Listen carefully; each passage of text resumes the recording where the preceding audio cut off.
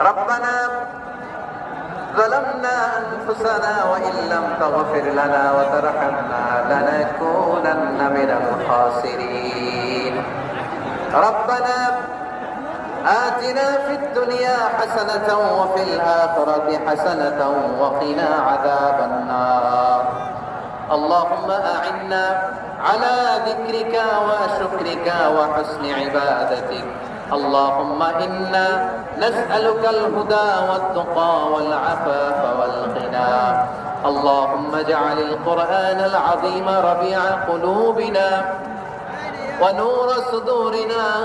وجلاء أحزاننا وذهاب همومنا وغمومنا واجعله شفيعنا يوم الحساب وارزقنا تلاوته آناء الليل وأطراف النهار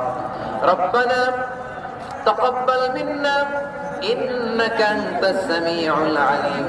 وتب علينا يا مولانا إنك أنت التواب الرحيم